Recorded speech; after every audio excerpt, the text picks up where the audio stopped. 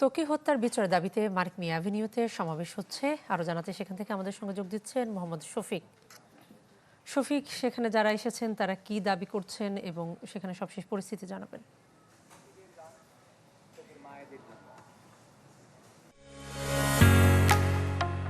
ঢালাইয়ের সেরা premier cement. কণা 2013 সালে তানভীর মোহাম্মদ ত্বকী নারায়ণগঞ্জে নিজ বাসা থেকে বের হওয়ার পর নিখোঁজ হয়ে যায় এবং তার দুদিন পরে তার মরদেহ পাওয়া যায় আসলে শীতলক্ষ্যা নদীর একটি খালে।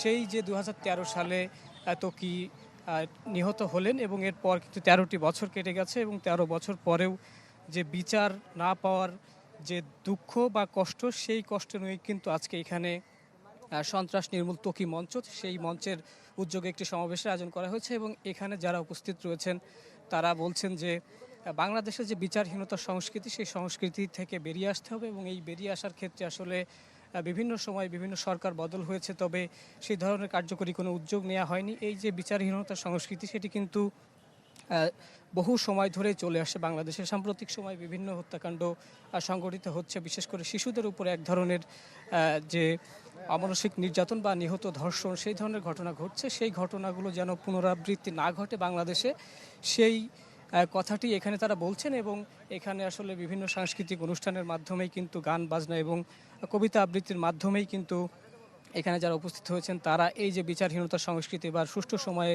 যেন বিচার হয়, সেই বিষয়টা কিন্তু তারা বলছেন। এবং এই ত্বকী হত্যার বিষয়ে যেটি তারা এখানে বলছেন যে গত আওয়ামী লীগ সরকারে কিন্তু তারা বিচার পাননি, কয়েকজন আসামিকে আটক করা হলেও পরবর্তীতে তাদেরকে আবার ছেড়ে দেওয়া হয় বা জামিনে তারা মুক্তি পান এবং এরপরে বিগত অন্তর্বর্তী সরকারের সময়ে সময়ে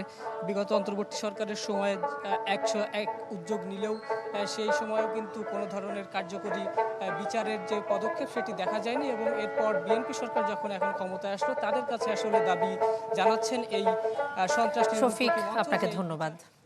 দর্শক, মোহাম্মদ শফিক আমাদের সঙ্গে যুক্ত হয়েছেন মানিক মিয়া অ্যাভিনিউ থেকে।